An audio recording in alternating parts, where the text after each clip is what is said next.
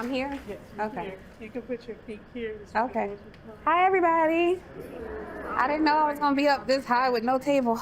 You know, we short ones. We Yeah. Okay, here we go. Put my dress down. All right. I don't want to Sharon Stone nobody. Thank y'all for laughing. Young people don't get that. I said that in the sentence. I don't want to Sharon Stone anybody. They're like, who is that? Age myself. Hi, everybody. Good evening, everyone. Thank you so much for being here. My name is Gina Duvernay, and I am the Adult Services Manager for Gwinnett County Public Library. And I want to let you know, if you haven't seen Kara's books here already to the side, they're here all the way from Decatur. And we have books both from the moderator and author for tonight. So we'll get right into it. Tiffany D. Cross is a journalist, TV host, podcast host, author, and speaker. She previously hosted The Cross Connection on MSNBC, where she averaged 4.6 million viewers per month.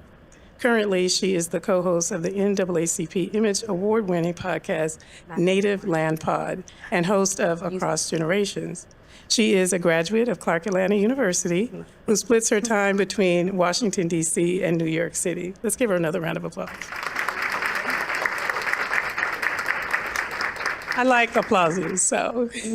And moderating this evening's talk is Deneen Milner. Milner is a six-time New York Times best-selling author, Emmy Award-nominated television host, and award-winning journalist who has written 31 books, some of which you can find over here. Milner is also the editorial director of Deneen Milner Books, an award-winning imprint that has published numerous award-winning books. Milner is a graduate of Hofstra University and lives in Atlanta with her two daughters and their golden doodle, Franklin. Let's give them both a round of applause. Thank you. I know you love dogs. I have two. They're crazy. I didn't know she had dogs. I love dogs.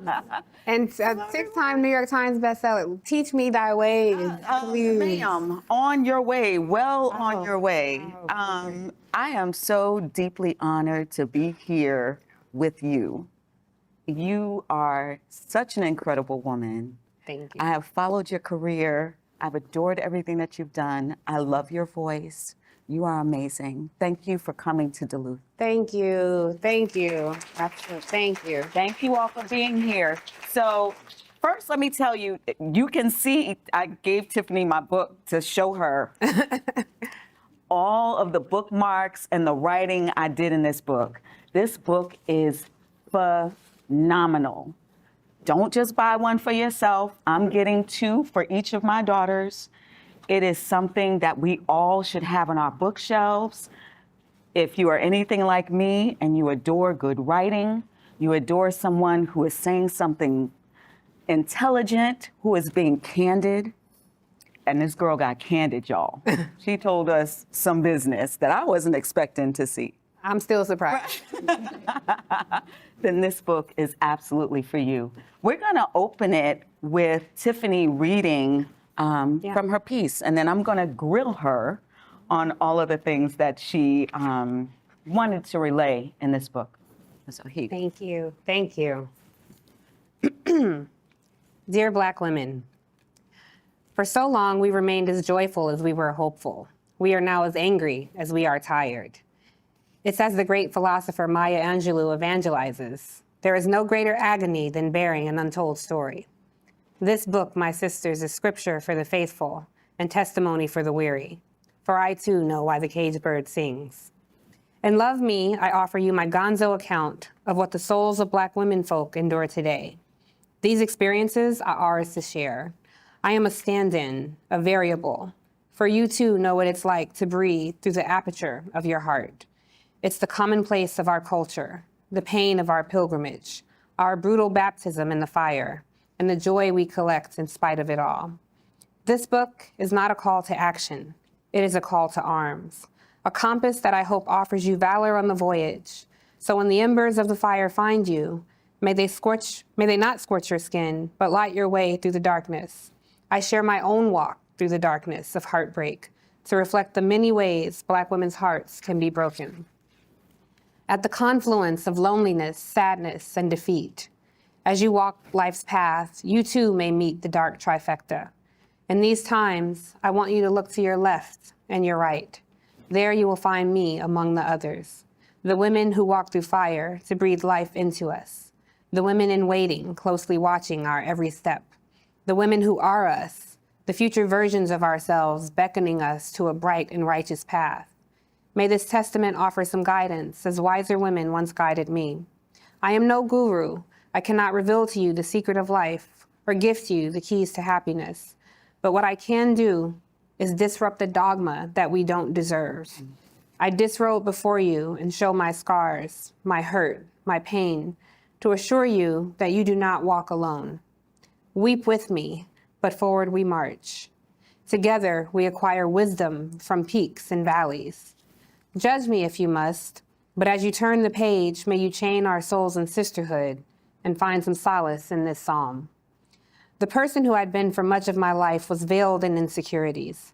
My expectations of this world were small, such that I might avoid disappointment.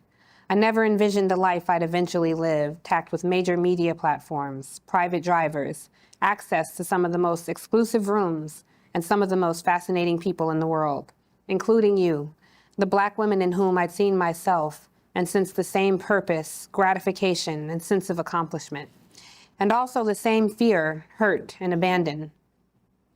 We often find ourselves singing the same solemn songs. America the Beautiful? No, that's their mythical melody. No Purple Mountain's majesty for us. Just a purple prince whose siren song long ago foreshadowed the deceptions of our reality. The beautiful ones, they hurt you every time. This era of American rot requires a panoramic assessment of what we're seeing, experiencing, and feeling. In the moments that test our resolve in ways that feel overwhelming, we are allowed to tremble in our tenderness and be delicate in our despair. Again, this is not simply my story of challenges and survival. This is an unfiltered picture of our untethered spirit discord, our blanketed bereavement meeting our righteous anger, our Song of Solomon with timbres heard only in our tabernacle, in the safety we find among ourselves, when we pass each other on the street, when we meet eyes in mixed company, when we have entire conversations with each other without speaking a word. You see what I'm saying? And, you know, putting on my journalism hat for a second, I'm on the writing side, she's on the television side. And we always clown the TV people for not being able to write. All the time. Can write. All the time. It's an honor to have a print journalist say you can write. Thank you. That girl can write. I was like, okay. So this book was born of an essay, right? That you were trying to write for the Atlantic. A would-be essay. Right. So my good friend Van Newkirk, a Morehouse man, I was meeting with him, and this is my cousin. So, hi, Melanie. I'll hug you after. I'm busy right now, but I'll be with you. So, yes, I was meeting with my friend Van Newkirk, who's an editor at The Atlantic, and I was just so upset. You know, I was just heartbroken. My show had been canceled. This multi-billion-dollar corporation was trying to humiliate me, trying to just destroy me. I was dating someone, that situation was coming to an end. And at that time, the country just decided that Black women were the face of the enemy. And I just felt like, damn, am I being punked right now? Like, I'm just so depressed. And I was telling Van how I felt. And he's like, man, you sound like every Black woman I know. You should write something for us. And they needed like 1,500 words, maybe 3,000 if it was a really good essay. And I sat down and had 5,000 words within days. And he said, what you have yourself here is a book. And so I attempted to write a book proposal. I just started writing the book, and I had like a pretty extensive book proposal that I began to shop. Mm-hmm. But the interesting thing about this, I sent the book proposal to my agent at the time, who was an older white gentleman. And I felt like, you know, I got it, you know, like I finally capture what I'm trying to say. And I sent it to my lit agent. I had Michael Harriot, who is the amazing writer, author of the book, New York Times bestselling book, Black AF History. He wrote it 2-3 years ago. Right. It is still on the New York Times bestseller list. People cannot get enough of this book. Right. So he had been reading my pages and, you know, offering me his thoughts. And so I sent it to the agent. he sent me an email back and said, I don't get it. Send it to a colleague. They don't get it. We'll pass. And my heart was so broken. In an email. In an email. And I just thought, oh my God, like nobody cares. Agent. My agent sold my first book. Still making money off my, Right. you know, like Right. it just felt so dismissive. Right. And I wept because just that level of rejection when I'm already at the bottom of how I'm feeling. Right. And so I screenshot the email and sent it to Michael, and he called me. And I was doing that voice that you do when you try, you know, make sure people don't know you're crying, you know. I was like, hey, what's going on, you know? And I was bawling. And he was saying, yeah, I was thinking about your book. And I think, you know, when you open section 3, I think you should start with this story. I was like, yeah, that would have been a great idea. But did you see the email? Because if you don't have a book agent, like it's really hard to get on the radar of publishers. And he said, oh yeah, that email was crazy. So anyway, the beginning part though, I think if you split these sections, and I was like, yeah, but Mike, like the email, he wasn't interested. He's like, yeah, they so dumb. Let's talk about the title. Like he just kept going, and he's like, that white man don't get to tell you what your story is. Like keep writing. And so he connected me with his agent, who was a Black woman, and she said, not only do I want to rep this book, I desperately want to read this book. There it is. I would be honored to take this book to publishing houses. And we went to auction and had a bidding war over the book. So I wrote every word of this book. I did it. You know, we all want the accolades, and like I want to be like Deneen and say I'm, you know, got 6 New York Times bestsellers. But the team around me, they all look like me, and they were all saying, focus on writing an amazing book. You know, like put your heart into everything you feel, put it in the pages. And so every word, I wrote every sentence in every way it could be written until it flowed for me. But every stroke of the keyboard, I thought of you, my cousin, you. There we go. Everybody. So I'm honored to be in conversation about it, and super honored and humbled that y'all even took time on a Friday to come hear me talk about it. Well, you Tiffany Cross. Now, the book is not an autobiography. It's not a memoir by any means. But it is autobiographical. What did you, how did you go about sort of filling in the gaps outside of telling your personal story? It's a lot of research. Yes, it took probably a total of 3 years to pull together from the time I started writing, not even knowing that what I was writing would land in a book. And very extensive research from, you know, being in Ghana to like literally going on the path that my maternal ancestral mother went through. And letting myself feel as well as observe, and as journalists bear witness. Right. So I didn't think it fair to ask of Black women who read this book to be more honest with yourselves if I were not willing to be barefaced, bare-bodied, really. And I didn't want to tell the pretty parts of my story. I didn't want to be the hero in my story. I've read other people's stories, and it can sometimes come across a bit insincere. So I'm like, you were just dope your whole life. You know, there are flaws that we have, and scars and bruises. And so in order to take people from why I felt unworthy, why I felt unlovable, and how that impacted how I would engage people, I thought I owed it to the reader to be as honest and unfiltered as I possibly could. And I will tell you, Deneen, the book just came out on Tuesday. Right. I'm just doing this book tour, and every single time I have angst. If somebody asks me about something, I'm like, can you please get out of my personal business? Then I'm like, oh, I didn't write about that. Yes.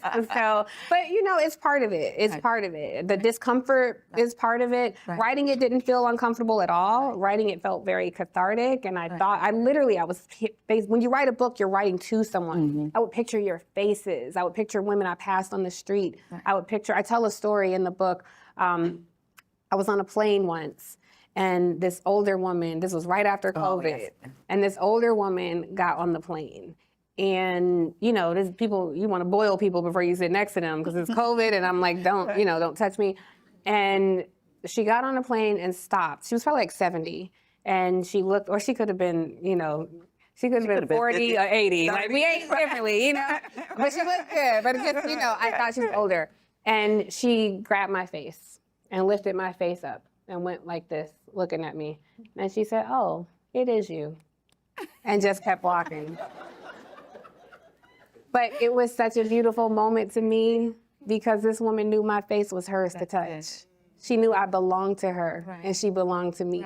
And I got choked up on the plane because I felt her love, and that's the love we have for each other. Absolutely. I love every last one of y'all in this room just because we're bound. We're bound by our experience, by our DNA, and just by our sisterhood. And shout out to the brothers in the room because I love y'all too, like we just are community. If it's just like the show said, the three of y'all got up and started running, like we all about to take off and start running. I trust you. Yes. Writes the scene about that, solidarity. Yeah. She didn't even like the lady, but they both looked at each other, and one of them said, the girl said, they running for real. Let's go. Yeah, we both gotta go. And I don't even like her. I don't even like her, but I love her. So that's how I feel. I love y'all enough. I will put my life in your hands right now, especially with everything going on in the world. I feel safe in this room. I feel like any room that looks like this, I'm in the safest place I can be. You're good. You just talked about how easy it was to pour yourself onto the page, but then when people are sort of repeating it back to you, it's like, oh, I put that business in the book, right? And that's not easy. I've written celebrity memoirs. When they read it back to themselves, everybody's comfortable telling it, but when you read it back to yourselves, it's something completely different. You, outside of the piece that you wrote today, you opened the book in a really traumatic place that I wasn't expecting. I was, like, it's Tiffany Cross. I'm going to find out what happened at MSNBC and what goes on behind the scenes. And she was like, no, I'm going to tell you this story. To tell them, without giving too much away, tell them how you chose to open the book and why you started there. Yeah, so I start the book, I had met someone, a guy I was dating, and I start the book with us being on a trip together in Miami. And I let the story unfold. Y'all got to read the book to see what happens. But it turned out to be a really bad time, a really sad time for me. And this was someone who I deeply connected with, who was, my intellectual equal and just somebody who spoke to the spirit of who I was for a time, And so I thought, doesn't that crystallize who we are as Black women? At the center of us is our humanity, our ability to love. And I say our desire is not just to be loved, but to love. And so that's at the crux of the entire book. We desire to love a man who will love us back. We desire to love a country who will love us back. We desire to love a career who will show some reciprocity. And we are being denied that on so many levels. And so I thought it important to start there because so often, and I didn't want people to think this was some sort of political autopsy or like a behind the scenes look of, let me just tell y'all what happened at MSNBC, but I do chapter 7, so stay tuned. But I thought we're so often spoken about like a political commodity. We are the backbone of the Democratic Party or the vertebrae in the bones of America or the 92%. And we are whole human beings. We have broken hearts right now. And what the policy that is digestible to so many people in numbers is harder to take if I tell you the story of Deneen versus 300,000 Black women who are out of work. But if I tell you the one story of this one woman, you feel more connected to that. So I wanted people to know, no, we're gonna go on this journey together. We're going to ride through this heartbreak together. And I pictured when I was writing, holding hands, like being hugged. And my publisher, interestingly enough, before we signed the contract, she said, listen, I've been down this road. What you're talking about writing is heavy. We do have to insist that you're in therapy when you're writing. She didn't have to worry, I was already in therapy. But they made that a point. She said, we've acquired books where people break down, they can't write, they need a 1-year sabbatical from life, and but I was already in therapy. But I I wanted to go to the depths of the darkness of what we can all feel. Just to let people know, in the depths of my darkness, I knew you all were right there with me in the dark, holding my hand, pulling me up.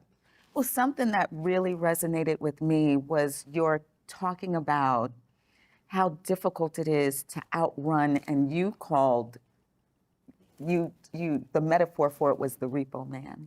Oh, yes. Right?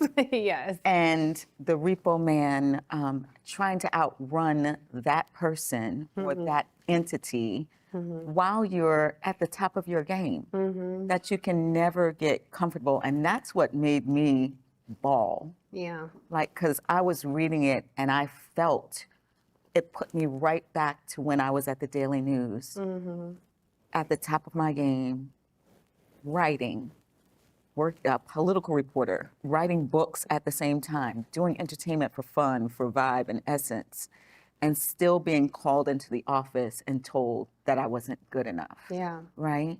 And so talk to them about what the repo man represents, and it goes a little bit into your childhood. Yeah. I mean, how you were raised and the things that you faced there, and how that connects to you as a Black woman doing spectacularly, doing what you're supposed to do, being at the top of your game, and still not getting the respect or the comfort that you needed to do your job. Yeah.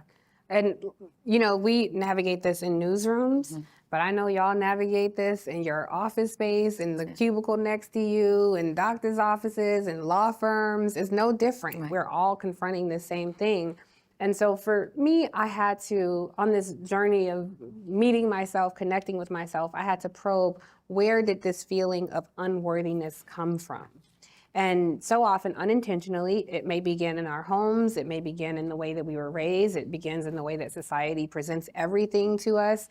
You know, I write in the book about when we're young, our parents would say, like, don't you get out here and embarrass me in front of these white folks. And so it gives this impression that white is right. Like, I have to try to be like them.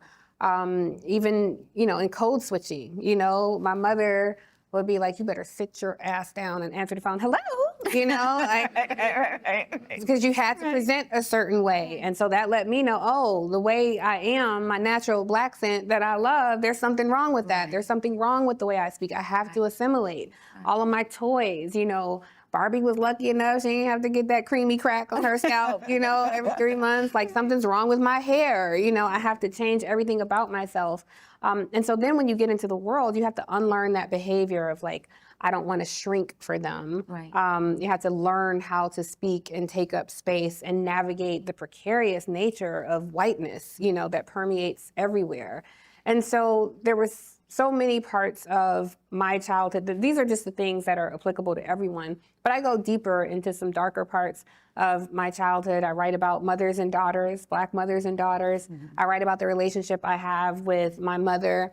She's not very happy about it. But I hope I paid honor. I mean, you didn't. Can you call her? We'll call her after. Yeah. Call your mama. Yeah. There's so much that you could have said, Yes. and you literally write in there, this is her story to tell, and so I'm not going to tell all of this. Completely. But from my side, this is how I felt. Yeah. Yeah. Yeah, I try to pay homage to her because I would not have this career were it not for her. She taught me to read. You know, she kept me in libraries and taught me the joy of reading and writing. So, I thought it important to understand why we carry the heaviness. And so if you're carrying that from childhood, you go into a world, a society that's telling you there's something wrong with you. Even the way we present research, you know, when you hear, I'm just making up these numbers, so don't quote me, but you hear research like, oh, you know, 82% of white boys are reading at grade level, while 32% of Black boys, you know, are reading at grade level.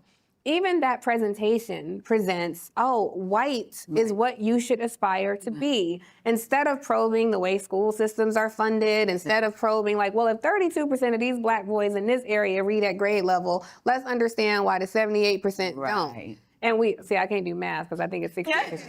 68%. We're journalists. Yeah, We don't do that. I was told there would be no math this evening. So, but even that, like every part of everything I learned was somehow depressing or dwarfing my ambitions for myself. So I just wanted to carry us through because maybe some people in this room who may not want to share, which is understandable, but you may be feeling unworthy, or you may be feeling like, damn, why is this, American dream never, it seems just out of my reach, or what you want to be is, it's an umbrella over it. Like, well, I really wanted to be a doctor, but let me try to be a nurse. Even when I was on air, so many older Black people would stop me and say, baby, be careful. We like watching you, but be careful because they gonna get you. We know who they is. They say, like, we know. Right. And I wanted to explore why that existed for myself, and also reflect back to my sisters who may be feeling that, why that exists for them. Right. We are worthy of everything. That's it. But in order to embrace that and walk in our light and purpose on this earth, while we're here in that, we had to undress. Right. We had to release that thought, that ideology. And it's not a one-time thing. Right. It's an everyday practice. Constant. Yeah. It is constant. No matter where you go, you could leave a job where you don't feel like you have your footing, even though you're doing it well, and go to the next job. Yeah. And eventually, you'll be walking on them same shards of glass. That's the way that it felt like everywhere that I went. I was walking on glass. I was doing great, but at the bottom, my feet were bloody from walking on shards, trying to, do whatever it was that they required to acknowledge that I'm doing my job with excellence. Right, exactly. Yeah. And I know what that's like in those newsrooms. So first and foremost, I want to say I'm sorry that happened to you, because it's a lonely place. It's a lonely feeling, and you go home thinking I'm successful, and these people are trying to convince me I'm not. And the rules of journalism, which cast a wide net of influence over so many parts of our lives, we can see that right now. Without crappy journalism, if it wasn't older people in here, I would have said another word. Without crappy journalism, this Donald Trump would not be in the White House.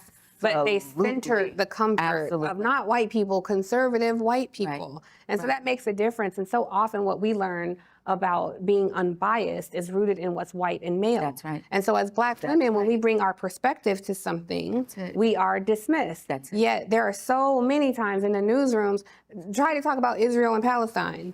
The people who are Jewish in the newsroom are allowed to bring their personal perspective to it. But when it became about Black people, it was a controversial statement to even declare your own life matters. That's it. So we always had to adopt our own rules at least I did, and I know you did. Oh, hell yeah. Yeah. Because gaining the favor of our corporate overlords is temporary. I adopted the, apologize later, don't ask, just apologize. It would be in the morning newsroom, just talking. And when they're doing the editorial meeting in the morning, it's like, aside from 11 o'clock on Sunday, the most segregated hour in the newsroom, because it's just a bunch of white men sitting in a room making a decision about what was going to go into the newspaper. And they would look at the TV, and I would be on CNN or, the early show, and they'd be like, why is she there? Because they asked me to, and I'll apologize when I get back. But they liked what I read or what I wrote, and they wanted to talk about it. And if I would have asked you, you would have said no and sent Bob. Right. Exactly. So, I'll apologize later, but that's what it was like. I completely understand. And in whatever career you're navigating, there is an equivalent. There is an equivalent. And so I do write about that. That's where the research came in, writing about how Black women are impacted in working in spaces where we're not valued. And this is in no way to say that Black men don't confront these things, but I wanted to reflect what women go through. But I do write also about the difference between what we navigate and what Black men navigate, but both are equally precarious for sure. I love how much that you talk about your love for Black women. But it was a Black woman who came for you and ultimately took something that mattered to you away. Talk a little bit about that. She goes in depth. She leaves no stone unturned. Tells you every detail about what happened at MSNBC. And it, I realized that I never knew any of it until I was reading it in your book. So talk about what it, I want y'all to read it, and so I don't want her to sit here and tell you the whole story. But what struck me was how on every page you pay homage to Black women but it was a Black woman who did this to you. What does that mean? How do you reconcile that? Easily. Because she's not representative of us, you know. There But it is. I think when navigating empire, there's always somebody. I mean, they depend on somebody. Even when you see like on TV news sets, you know, and people are like, you know, I'm not offended and I'm post-racial, you know, you hear like a Black person up there saying that. You're like, yeah, we know, weak link, like you always gonna be somebody. They represent no demographic, you know? So I don't think that she was representative. But I thought it important to say that because it wasn't, again, it's not about my particular story. I'm just saying, here's a tangible example of what this looks like. And so instead of telling the story, because I want y'all to read about it, I'll give an example of what this looks like. You know, I talk about when I meet people who do Black outreach. And let's say, you know, hypothetically, even though this really happened, I met somebody who does Black outreach for Amazon. So, you do Black outreach for Jeff Bezos' company. Right. That is funding a lot of this horrible policy in the administration, who dines and clinks glasses with Melania, you know, the birther. Right. And your job is to do Black outreach. So what exactly is your job? Right. And I ask that of everybody. Right. Is your job to protect Amazon from Black people? So when we notice what's happening and Black folks decide we protest and we're not gonna buy from Amazon, are you then to go out there and convince people to buy from Amazon? Right. Or is your job to be a part of empire and disrupt it from the inside? Are you trying to secretly take down Amazon? Right. Are you trying to protect us from Amazon? Right. And more often than not, those people are in positions to uphold empire. Absolutely. They are in position to protect Amazon from us on the outside. And that has never been my calling. Right. My calling to the day I die will be living in service to the liberation of Black folks. And when you meet somebody, thank you. When you meet somebody, the question is, even in, you know, our elections, like in whatever we're doing, are we supporting you to become the Black version of them? Because that's not what I'm about. Right. And we have to start probing that. And so when I worked for someone, it can be difficult. I even try my best to give her grace in the story, because I know too that she had to navigate some awful terrain to become president of the network. And she learned their ways instead of disrupting their ways. She was more overseer than freedom fighter. Right. And when you're that person, when that's your ideology, you can be offended by the person who's bucking the system. Right. You can be offended when somebody is achieving success, you know, while also saying, yeah, I don't play by these rules. It was giving, who's that up there on that horse kind of, you know? Right. And I'm like, yeah, girl, I'm up here. You should come up here. Because this is like the better side of it. Right. And so in typical fashion, you know, I argue like this magical safe negress, she ain't no more safe than me. Because I was gone and like a year later, she gone. She went. So if you're gonna be in these positions, why not be a revolutionary? Right. Because if we all do that, they can cancel one of us, they can't cancel all of us. it. So they depend on that person to be there and carry their water. They depend on that person to convince everybody else to decapitate me and hold up my head and say, is this your queen? Right, Is this right, what right. happened when you get too uppity around here? Right. I don't ever Right. want to be that person. I couldn't look myself in the mirror and be that. And I certainly couldn't come in a room like this and feel as at home as I do had I ever walked in front of that camera and did anything that brought shame to my community. Right, right. I love just how passionate and straight to the point you are about your embracement. I think embracing. You're putting your arms Like around. Miss Print Reporter. You're putting your arms around the liberation of Black folks. I listen to Native Land Pod is like I know you're not there anymore, but when you were there, and if y'all don't listen to Native Land Pod, it's spectacular. You really should listen. And go back to the older episodes where you can hear Tiffany, who would just be, I'll be in my bathroom like, that's right, that's right.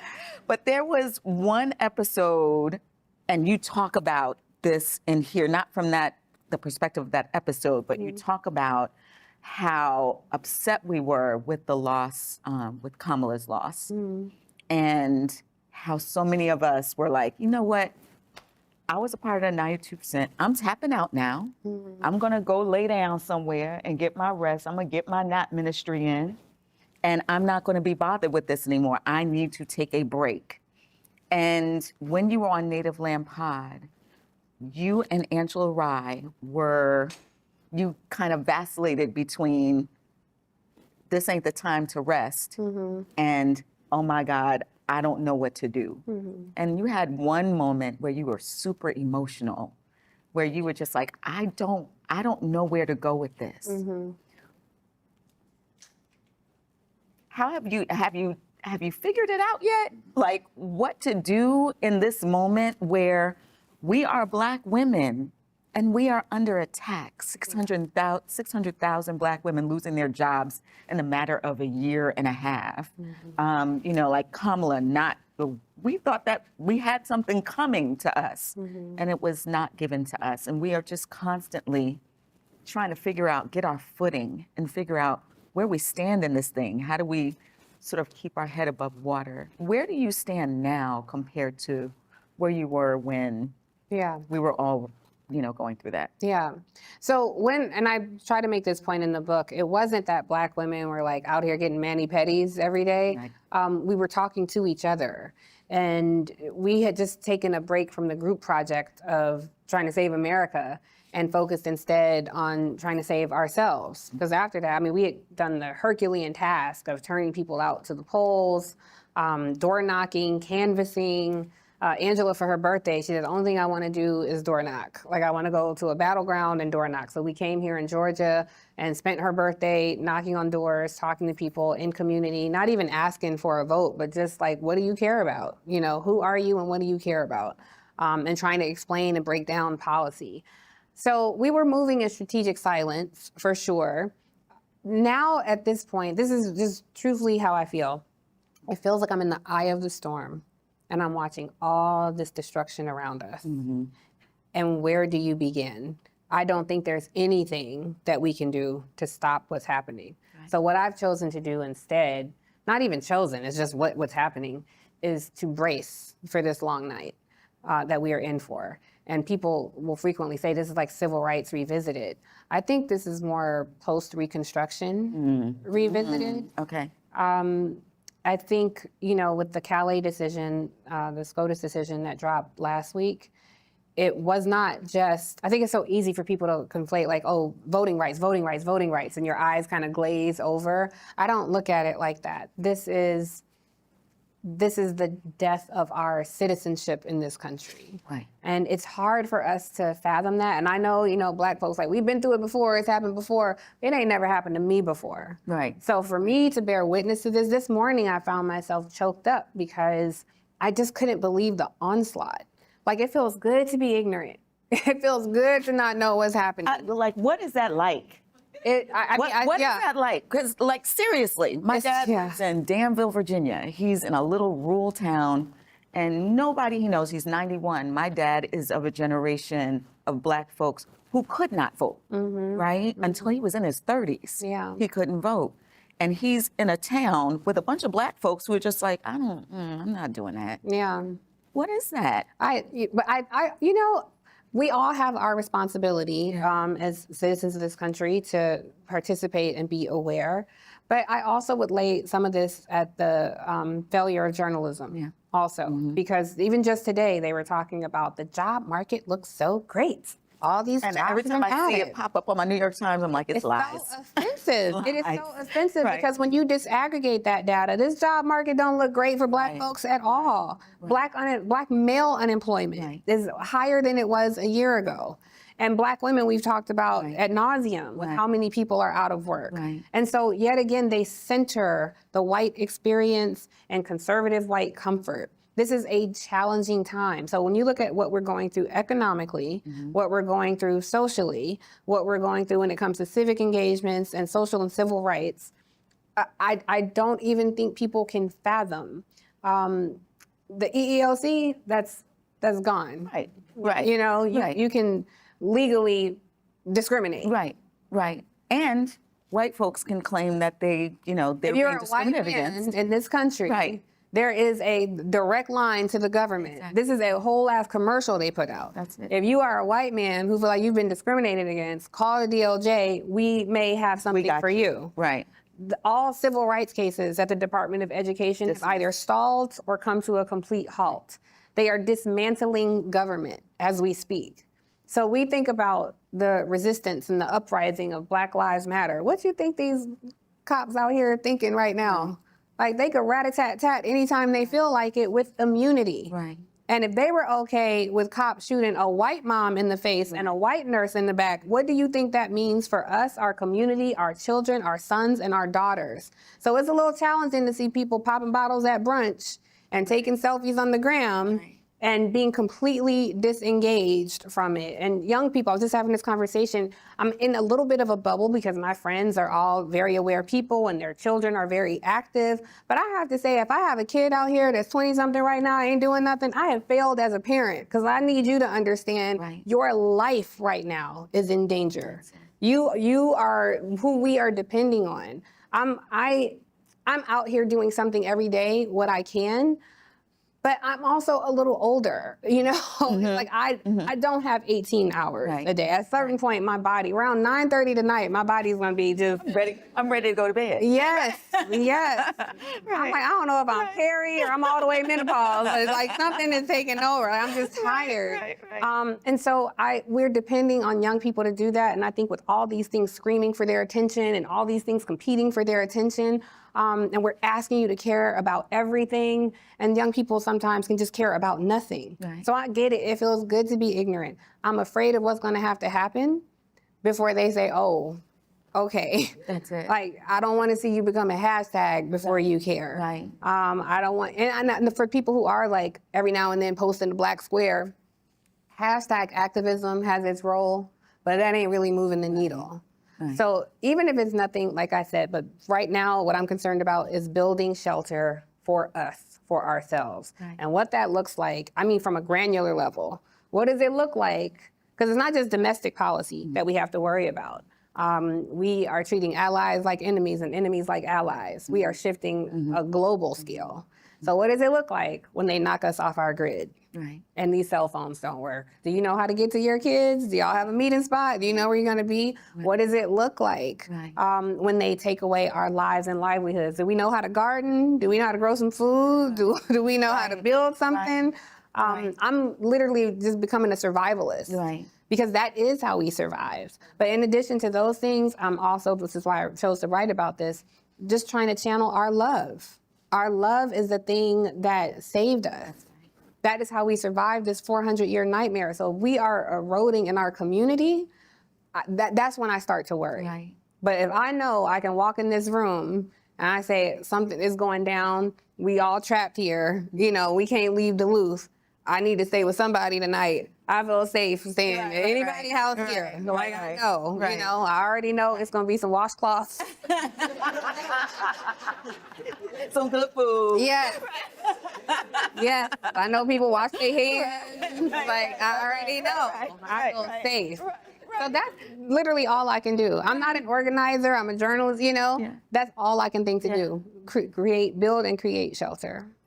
I love the way that you wrote about love and wanting to be in love. Yes. And the capacity of Black women to love. Why was it important for you to write that in this book when you're talking about all the ways that folks don't love us and all the ways that we're disappointed by their inability to love us the way that we want to be loved? You still find softness in wanting to love and wanting to be loved. Talk a little bit about that. Well, we all have that. Yeah. There's a softness to you. I feel your love just sitting here with you, the way you, when we saw each other, we walked in, you know how Black women are, what y'all think we did? Yes, shoes, yes, outfit, you know. I think we all have that. And I never wanted the ways of the world to take that away from me.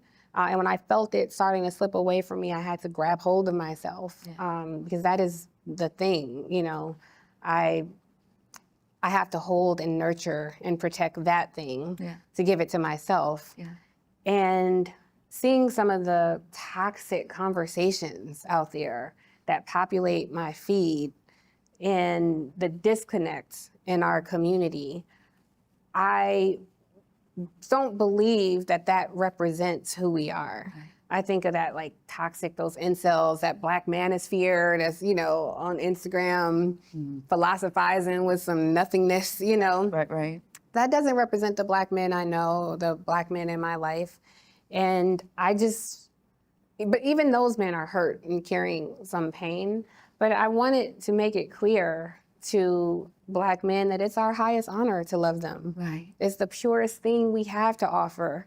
And it's the thing that you want so badly from us. And it is our natural inclination, like I said, not just to be loved, but to give our love to someone else. And not in a way that feels superficial or plastic, but to love the consciousness of another human being, to love the spirit of another human being in a way that transcends content for social media, in a way that is sustaining and everlasting. I'm sure some people in the room who've been married 20 plus years. We come from people who built and sustained partnership in ways that feel more pure than what we see today. So I thought it important to make it clear that it's okay. It's okay to desire. There's nothing wrong with us. We're not thirsty. You know, we're not desperate. You know, it is our natural desire. We crave connection from the day we are born. These are things that we should desire. And I think when I come across women who don't feel that way, who have been hardened by life, or like, I'm just out here trying to get mine and hot girl summer and, you know, all that, I don't meet them with judgment, but I do meet them with sadness because I feel like your softness was eroded. You can't, doesn't mean you can't get it back, but I don't believe it's our natural inclination to be so indiscriminate with giving of ourselves in whatever way. So I thought it important to center that. But I also understood that black men would read this book, even if they try to hide it and, you know, do the Kindle version. I hope black men read it.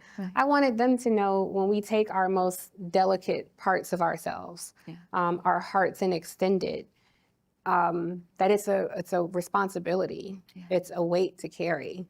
Just like a man's love, you know, and I take a man's love, a man looks at me softly, that's heavy, you know, I'm responsible for this man's heart. And our hearts are resilient, you know, our hearts get broken, and we do have the ability to piece ourselves together and go out and love again. You know, black men's hearts get broken, they carry that pain maybe a little longer, but I do believe we will find our way, and we can find our way back to each other. And I wanted to offer a conversation that was more reflective of Nikki Giovanni and James Baldwin, and Susan Taylor, and Audre Lorde, and Bell Hooks, and put that into the atmosphere and less of these toxic clips on Instagram and TikTok of people just fighting and, you know, aiming to go viral. Well, I'll tell you, that was a bomb.